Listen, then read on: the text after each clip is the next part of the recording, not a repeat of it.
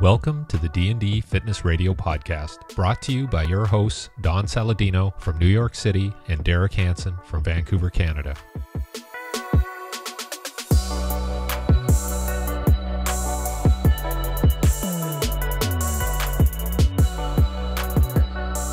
So what do you want to do today? You want to spit off some questions, or you want to just keep it short and sweet?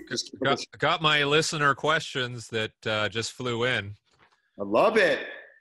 So first off, I want to go on record to thanking all of the D&D fitness fans, because I know Derek and I say this very humbly as we're being recorded right now, but we've been getting bombarded with questions. People have been showing up to Drive 495, looking for Derek, asking to see him with his shirt off. And it's almost become, in a very positive way, somewhat of a disruptance, and that's what makes me feel pretty good. So I just want to thank all the listeners out there for asking all these positive questions, even some of them that are a little dirty because I'm into it. And yeah, well, that's the interesting thing. We get a lot of questions, Don, where people want to know about our personal lives, and I'm like, oh, I don't know. There's certain things I won't talk about, but there's certain things I will, like, I don't know, personal things. Someone asked me the other day, what does my wife look like naked? I just said, she looks fantastic. Trust me. How many times a week do I have sex? I'll stop sending those emails in, Don. It's all good. But no, all in all, I just want to thank the fans and the listeners. And I think 2019 is going to be pretty. Derek, how are you feeling about it? I feel pretty good. Yeah. I mean, I'm surprised. I was in New York last year about this time, and we were talking about doing this.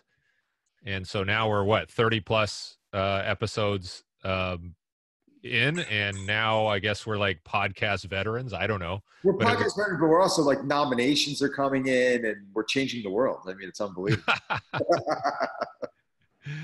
Yeah. I love it. So we have, I've tried to sift through and filter out all the inappropriate questions, Don. So I'm not answering all these, by the way. So no. I'll just kind of read them out, and then we can both have a go at it.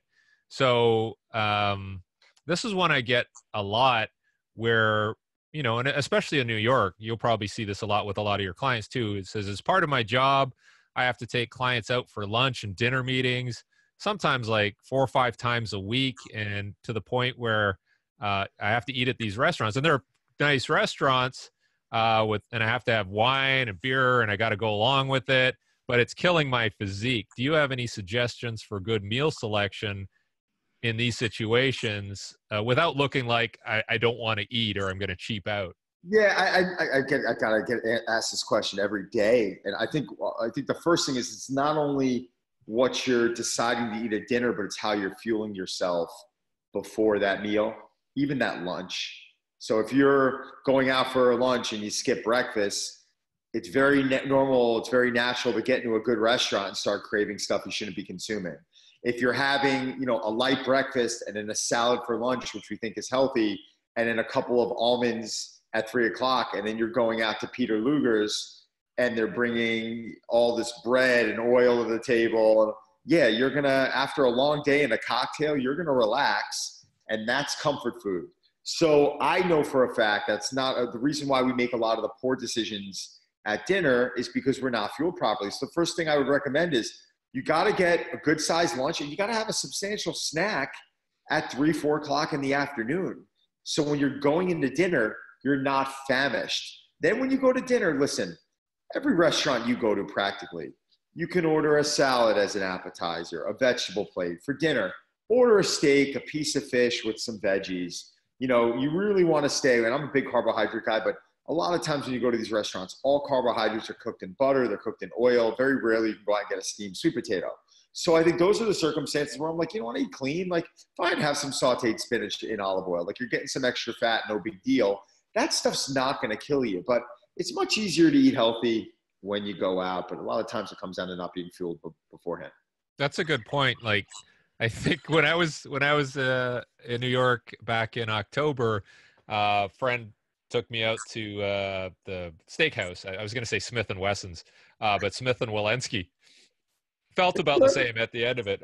But I'm like, okay, we're going to have this big meal. So I got to starve myself for the day, and then I'm going to load up. And it just backfired on me. I felt horrible. And there's also another way of thinking about it. Like if I'm going to go to my favorite Italian restaurant in the city, listen, I'm not having a protein shake an hour before I go to the restaurant. Like I would do certain things like that as like tactics for when I don't want to go overboard and I don't want to eat, or maybe having a meal at 5 o'clock when I know I'm having dinner at 7. That's for when I want to stay on it. But when I'm going to a really special spot, like listen, when you're coming into New York and you're traveling, if you have the opportunity to go to a great steakhouse or a great restaurant, yeah, I would enjoy it a little bit. Those are the times where I want you to enjoy it. But when you're really, when we're talking about the 4 to 5 days a week, different story. Yeah, no, and I hear that a lot as well. And, I think a lot of people get into a bit of a downward spiral and just keep doing the same thing. So, okay, we have a, this is your kind of area as well. And I've dealt with it, but my kid plays hockey and is 15 years old, but is a little smaller, less muscular than the other kids on the team. I know that the other kids are taking creatine and other supplements. What are your thoughts on young athletes taking supplements? Is it necessary? How old's this kid? He's at 15. Yeah, no, I don't think kids need supplements at that age. It's my belief. It's my opinion. Start instilling good values, nutrition. If your kid's small, he's small. He'll get strong. He'll be faster than most kids. He'll focus more on his hands, more on his agility. But, there's just God's will. You know what I'm saying? It's like, this is what you were given. Like, you even know, it's like with speed. Like you can improve speed on anyone, can't you? But there's only so much speed you're going to improve, correct? Mm-hmm, mm-hmm. Just got to deal with it. I mean, it's just nutritionally, make sure he's fueled properly, make sure that he understands the importance of, moderation, and that he's not putting crap in his body. And, but I wouldn't start putting supplements. I mean, creatine is one of the most highly researched supplements on the market. I happen to love it. Chris Weikes just gave me a great article on how, I just recently the article. I'm going to go, it's in my draft box that I got to go read, but so supposedly they're finding research behind how creatine can help with brain function and all this incredible stuff that, like, who would ever have thought this, 10, 15 years ago when we were in that big creatine phase. So, it's a great supplement, but again, what's the quality of it? Where's it being sourced? And a 15-year-old, I just don't think we need it yet.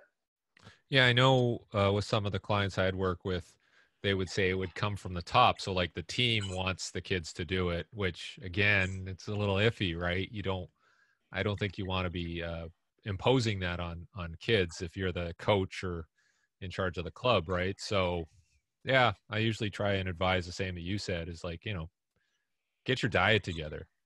Get your diet, get your training together. A lot of these supplements, these performance supplements, these natural, because creatine's found in uncooked meat, raw uncooked meat. So we can get creatine from, meat, things that kids are going to eat. But I also believe there's a training age and there's a level of maturity. And if a kid starts working with you, Derek, and they start improving their sprinting ability, like, let's improve the sprinting ability, and then we can rely on that stuff down the road when we're a little bit older, a little bit more mature, and when we start hitting plateaus a little bit. Well, yeah, like it's interesting. There's a lot of people now coming out saying like, oh, all I want to do is blood flow restriction work, right? Because it's been shown to increase hypertrophy. It's like, well, what about your training to begin with? Like, is it not working? Why are we just switching lanes all the way over to this other thing? Totally agree. I mean, I'll see kids who are, really young, or when I say young, I mean in their training age. I mean, they could be a 25-year-old. I'm calling them young because they've been training a year, and they're board pressing and they're band pressing and they're chain pressing. And I'm like, you still haven't exhausted the bench press. You still haven't exhausted the floor press.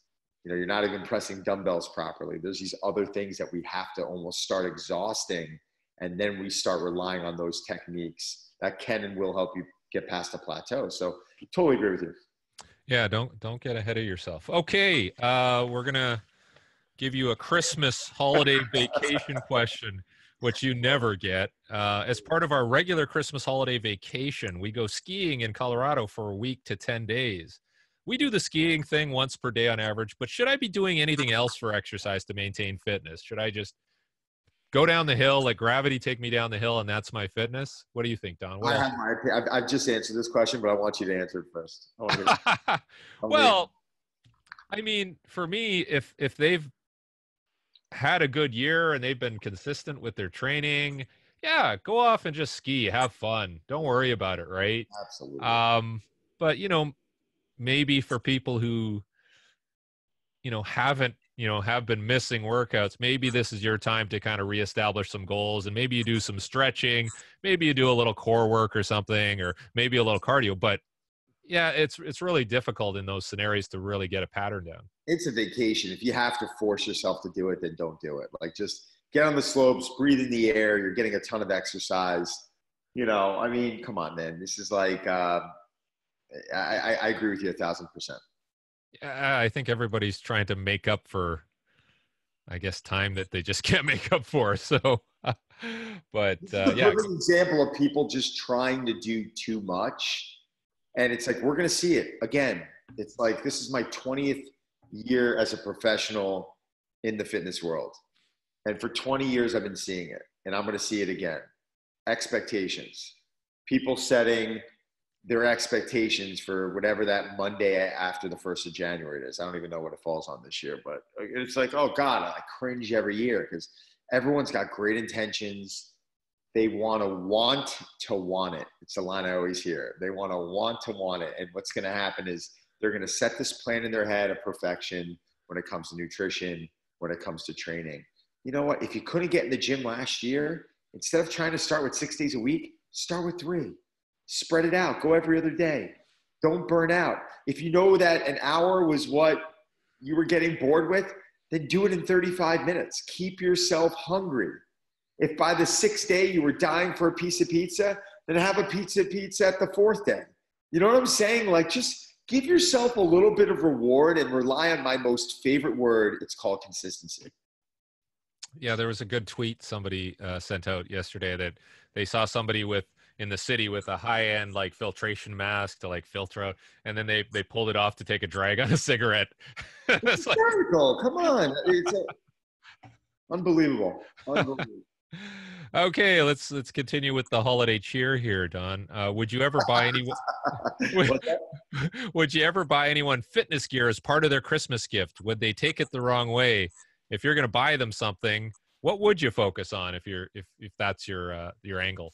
For fitness? For fitness, yeah. Is that a good Christmas present, or is that sending the wrong message? Funny, God, you get me thinking right now. I don't know if I bought anyone anything for fitness. Buy anybody a foam roller or no, I don't actually. I'm buying gifts for my family, be more of like a birthday present question. Am I buying anyone fitness related for birthday? Like, no. Thigh Master. Yeah, I'd probably buy them like, no, I'm going to buy any of that. Maybe, how about a shake weight? I'm a shake weight. Like, a gag gift? Maybe I'd buy them a gag gift, like a shake weight. I mean, there's some great fitness stuff you can buy for people. I mean, listen, I think, a Jungle Gym XT, a TRX, one of those suspension trainers, they're great. Maybe getting someone a couple kettlebells, that's great. These are just very versatile pieces of equipment that are very inexpensive. Someone battle ropes. You go buy a set of battle ropes for someone. They're suddenly like, all right, there's your piece of cardio equipment. If you want to start spending, I think and it's a little bit of an expensive gift, but you can go get an Airdyne bike pretty cheap. I mean, for me, it's funny. I was on it the other day with one of my clients, and it's incredible the bang for your buck you get out of an Airdyne bike. I mean, these bikes are what, $600? A VersaClimb is what, $4,200? I mean, I hate when people ask me like, what's better? And I'm like, well, I don't like sitting and doing cardio, period.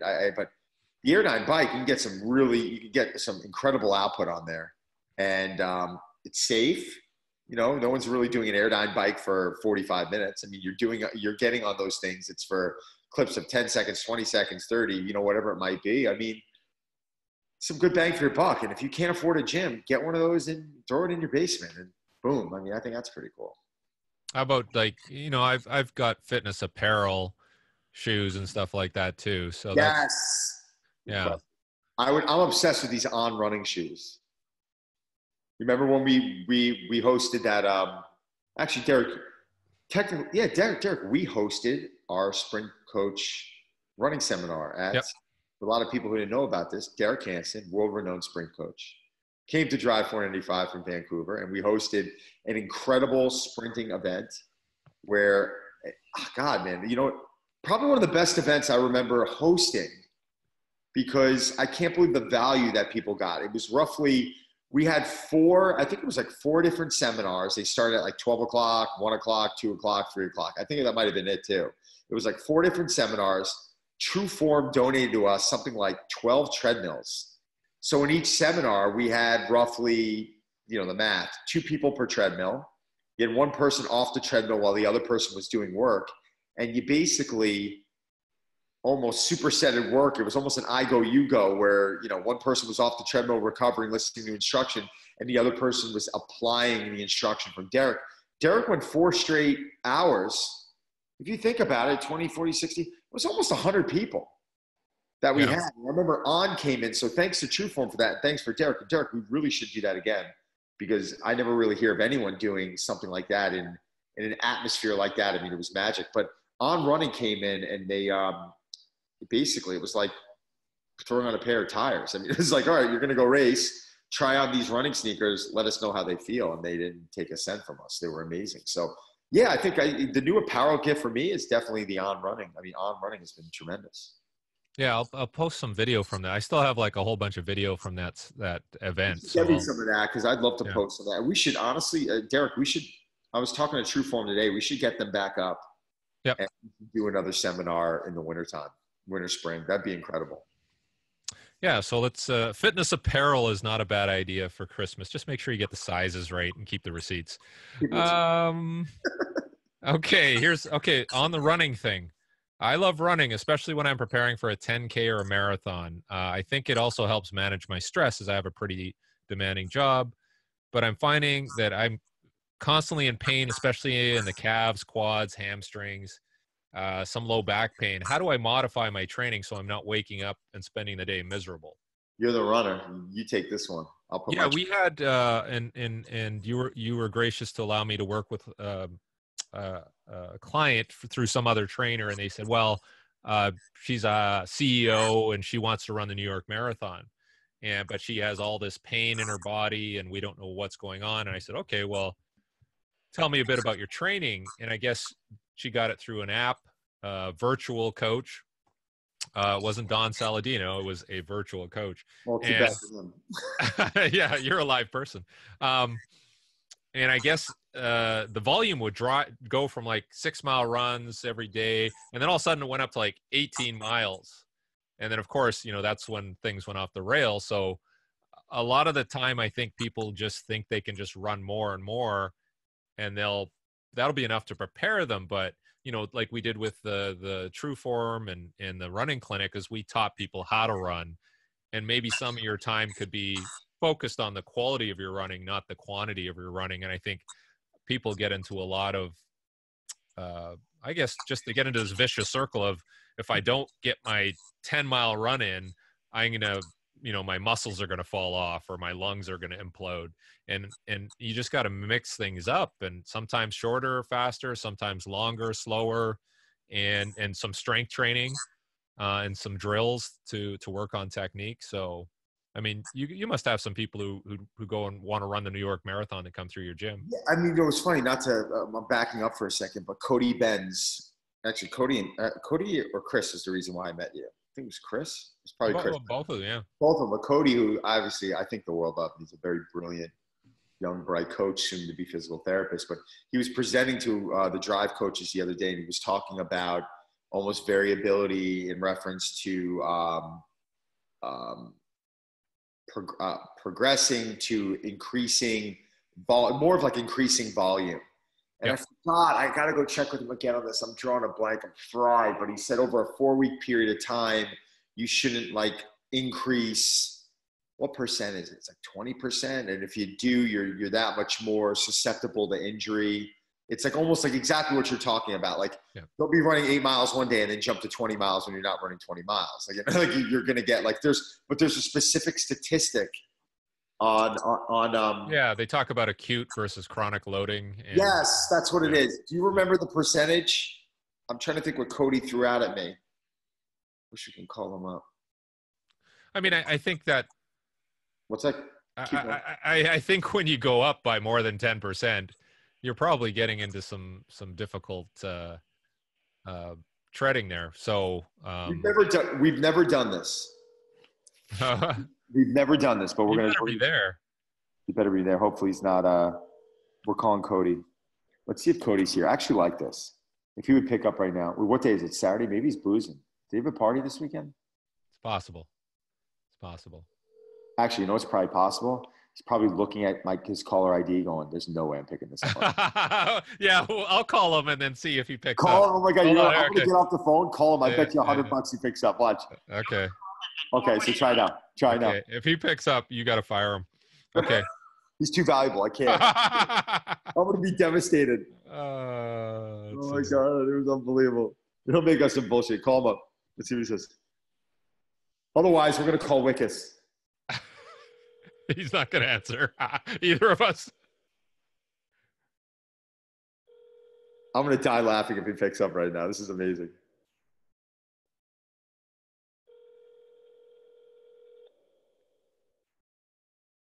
What if he picked up? He passes the test, Don. He passes the test here. What if he picks up and he goes, oh God, he goes, Don was just calling me. I can't stand him, man. He's such an asshole. I can't wait to get out of that place. And I'm sitting here on the other end like this. Look. No. Hold on. He passes there. All right, one more person. We're gonna try Wickus. Chris. Cody's at a wedding. Is that what he just said? Yeah. Tell him what we were just doing. He's gonna laugh. Wickus. There's no way Wickus is picking up. No, he won't. Chris is probably like playing with his dog and smoking some hash or something. eating pop brownies right now. I love them both. All right, I'm gonna hop off. All right, so they both. He's Cody called back. Oh my God. Oh wait, Cody, I dropped the call. Hold on. This is unbelievable. He didn't call me back. Oh my God. He didn't call me back. Cody's calling me now. He's calling me now. Hold on. Cody. Dude, we're freaking dying right now. So you are on D&D Fitness Radio podcast with Derek Hansen and Don Saladino. Live. So you are live right now, but we were just literally, I was like, oh my God, I got a question for Cody. So I called Cody and he picked up and I'm like, wait a second, what if he's caller IDing me, not picking up? I'm like, Derek, call him right now. So Derek starts calling you and we're laughing because I'm saying, if he picks up right now and he's like, I don't want to talk to Don, I'm going to be devastated. I missed your call, and then I saw one from Derek, and I'm at a wedding right now. Call from you, and I'm like, holy shit. What's going on? No. We don't mean to keep you from the wedding. We want you to go back, drink, and have a good time. But I was talking about your presentation the other day that you gave to the Drive staff, which I thought was incredible. But you were talking about it wasn't progressive overload, but it slipped my mind. You talked about increasing intensity over a period of time. Can you just quickly reiterate what you were discussing in reference to injury and how people get injured, and if you increase is it acute versus chronic load? Yeah, it was more. It was in the context of that, but it was specifically like this more so Derek, so you know exactly what I was talking about. It was like I have to do like a bunch of research in school on tendinopathy, and yes, that was it. A lot of physios will tell people to not do anything when like the research is just very clear cut that that's like the worst thing you could do, and the thing to do is just continue to load it. So it's like a lot of like Derek, a lot of your like return to play stuff fits very well into that model, right? Because it's like all right, like we're still gonna load you like whatever at the highest intensity which you can do based off of like are you in pain or not? So like the tendinopathy research and like kind of like how you would get somebody back to like a return to play, if you would, for tendinopathy, be like, so like, you know, it talks about like just basically just getting do as much as they can tolerate, and then increasing it like by a short, you know, most people look at like 10%. Yeah, that was it. That was it, 10%. But my question is this: do we have too much variability when it comes down to increasing load? So, or even like running. So take a runner. We were discussing running earlier. A guy goes out, or a woman, and they're running 8 miles, and they're like, "Oh, I can do this. I'm going to go run 16 tomorrow."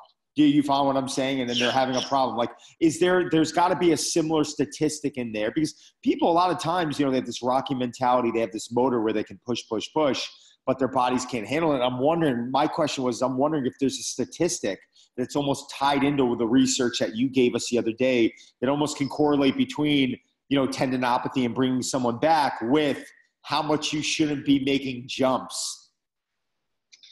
Yeah, I mean, a lot of the Tim Gavitt does a lot of the research on like acute to chronic workload, and like I know that he has like I'm not as familiar with it as like some other people, but like, you know, I keep my you know, basically the acute to chronic workload thing is like big fluctuations in loads from week to week are very indicative of like injury, right? And it works both ways. Like, you load somebody a lot and they weren't loaded before, then they're susceptible to injury. Yeah, like Cody, Des Bryant, when he wasn't playing, and then he went to the Saints, and in 2 days he ruptured his Achilles. Yeah, exactly right. And it works the other way too, like where it's like you load somebody a lot, you take a week off, and then you try to return back. It's like it's almost like a big shock, right? And like a lot of stuff that like Derek has spoke about in regards to like epidemic of like NFL injuries and stuff, and how the newest CBA has impacted that is it's like, you know, these guys get like just a couple of weeks to cramp. They try to jam pack all this shit into just like 3, 4, 5 weeks. And it's too much. It's too much like of the wrong stuff, right? But the coaches want to get what they want, and it's just like this. It's like this massive. It's like a lot of load, but like very low level stuff. And so then when they get into the field, then it's, you know, it's like a huge spike in terms of like intensity. Yeah, I wonder, and I'm sure you both can answer this question, but I wonder from organization to organization, because even college. I mean, my niece went off to play collegiate lacrosse this year, and we're up at the track and we're working together, and she's doing weight training sessions. But, you know, if she was just to go into preseason and perform, she's young, she's 18 years old, she's going to bounce back and she's going to be able to adapt a lot easier. Take a 32-year-old athlete in the NBA who's just lazy and he's eating gummy bears every day and he's not playing. He plays some pickup basketball here and there. Then suddenly he goes out in the court and the coach is like, all right, we got to get in shape. Preseason's in a few weeks. Their body's just they're just too much of a shock thrown on that frame. Yeah, exactly. And a lot of it is just like meaningless like load on the body, right? Right. Yeah, like I did a presentation for triathlon coaches one time, and these are private triathlon coaches, like Ironman. So people want to do the Ironman. So they'll get calls like 6 months before the Ironman, like, I want to do the Ironman. Can you coach me? It's like, okay, well, have you ever done one? No, I've never done one before. Have you been training? No, I haven't. So in 6 months, they expect to do 13 or 14 hours of an event, and they've never done. And that's how people are so out of touch with what's needed as a base. I nominate, because Cody, I want you to go back to your wedding and get drunk and stop talking to us. So if it's with Derek's approval, I nominate Cody. I want Cody to come on as a guest, Derek. Yeah, Cody, could you take a couple of pictures at the wedding that I can post on our podcast when we publish? Some appropriate and the inappropriate ones. Just text to me. Yeah, show us your acute loading of alcohol. Thank God he wasn't drunk right now. We'd be in deep trouble right now. We'd be done. We'd be done, man. We'd be thrown off of iTunes. Cody, go have a good time. But Derek, let's set it up with Cody. I want to get him on. Sounds good. Have fun. Later. Thanks, bud. Take care. Now I love Cody Benz, everyone. That was funny. He's the best. Yeah, we should definitely bring him on because he's got a good insight on everything. So. Plus, I love him. All right, next question. Sorry. Okay, it's a diet question, so you're taking this one. I'm trying to go with a low-carb diet, but I find myself in situations where I just can't avoid a meal with relatively high carbs, i.e. social functions, eating with my wife's cooking, travel, What are your thoughts with a realistic strategy for me? Is it realistic? What's that? No carbs? Like just trying to eliminate carbs. Like, is that Yeah, a realistic I strategy? just think it's stupid. I mean, I've never met anyone who has, I mean, unless you're Dr. Perlmutter and you're just, consuming high quantities of fats and, you're a doctor, besides someone like that, I just haven't really met anyone who could be in it for the long run. I just think there's too much variability in a lifestyle for you to just rid your body. First off, there's important nutrients and fiber that the body needs from carbohydrate. That I'll argue. I mean, you get certain nutritionists and experts who say, it's not life or death if the body has carbs or not. And I know it's not life or death. I just feel for the typical American, the typical individual, there's almost a resiliency that we should develop into being able to process carbohydrates. And I know that, yes, throughout the year it changes and one diet doesn't fit all year long. But I feel like if you're going to just starve yourself of carbohydrates all the time, what does that mean? You're never going to have a piece of pizza again. You're never going to have pasta. You're never going to drink a beer. If you're someone who wants to go and do that and that makes you happy, then go knock yourself out. I just don't think that's the case. I don't think that's that's not what I want to do. I want to develop a resiliency to carbs. I want to use carbs as fuel. I like how my body looks on carbs. I like how my body feels on carbs. I can get leaner taking carbs. Then once in a while, I want to go have a Thanksgiving dinner, Christmas dinner. I want to have a couple beers with some friends. I want to watch the Super Bowl. I want to break my diet. Those are things that I enjoy doing. That's important to me, to have fun and to have that social aspect. But I also really enjoy if I book the cover of Muscle Fitness, then I want to prepare for that. So I'm very comfortable with that, but I don't like it when someone's like, I got to get rid of something completely and they really don't want to. And it's impossible. No one can do it. It's never been done. I've never met anyone who's like, oh God, I got to get rid of carbs. And they're saying it like that. And then they get rid of carbs and then they stay off carbs forever. Never met anyone like that. Have you dealt with any clients who might be like borderline diabetic where you've tried to manage that? Typically when someone's borderline diabetic, I'm handing them off to my nutrition is my passion. I've been studying it every day for the last 25 years of my life. But once we start tying in the medical aspect of it and it really becomes an issue, I want people with more of a medical background when it comes to nutrition to be able to handle it. Even with Laura Summers right now, I just asked Martha McKittrick to come help me out.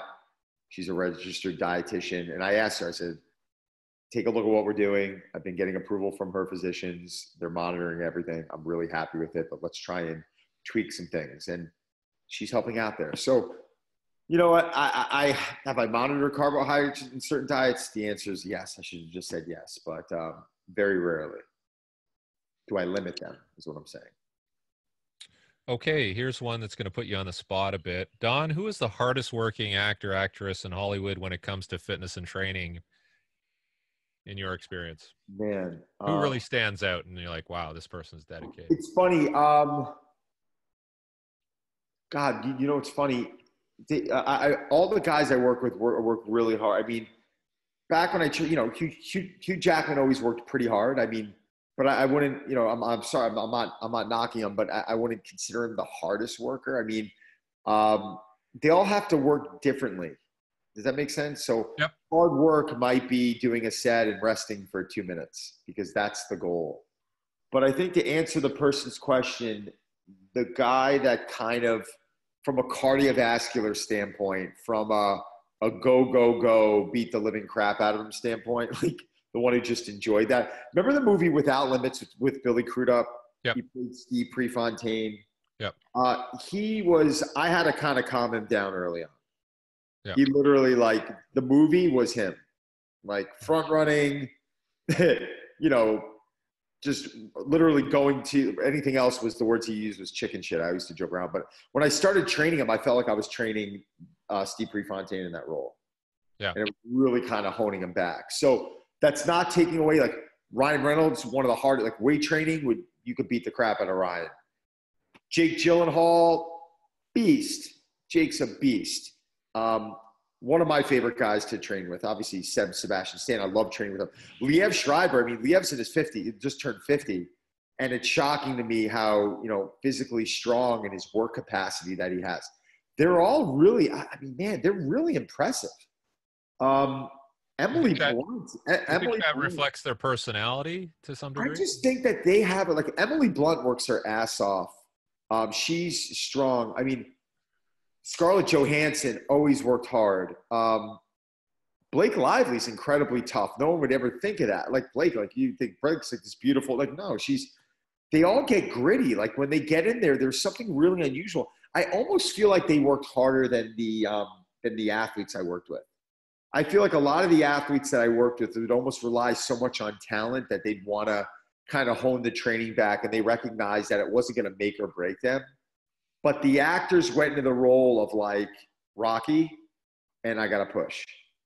And they would almost flick a switch and get into that. I mean, Sebastian Stan would come into the gym and work out. I mean, he'd have some brutal workout sessions. Jake Gyllenhaal and I on Friday, we went to the gym and we just did like he wanted to get a big sweat. So we did True Form and we did Versa Climber. And it was, dude, he moved right there with me the whole time.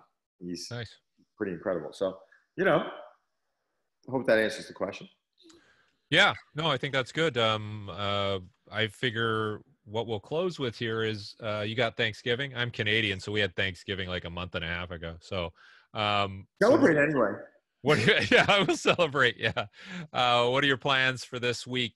We're gonna, I'm gonna work Monday, Wednesday. I got some business stuff I'm gonna close out this week. I'm gonna hopefully go into the holiday. I'm gonna continue to work out. I'm gonna relax with the nutrition when I feel like relaxing with it. That means if I want to, I'm gonna eat a little bit. I'll definitely eat Thursday. If I want to go have a couple beers on Friday, I'm gonna do so. I'll enjoy the weekend, and then I'll set my plan to kind of get back on the horse Monday, and then I feel like we have a good sprint to the holidays. So that's kind of what I want people to pay attention to is enjoy Thanksgiving, enjoy Christmas, enjoy New Year's. But between everything, keep your head down. You have a holiday party, go let your hair down if you want to. It's like when I have a holiday party, if I want to do it, I do it. If I don't want to do it, I don't do it. How about you? And then I'm going to go do some hill sprints this afternoon. So I got to run out and pick up some firewood. So I will see you next time, and send my love to the family, and looking forward to having you.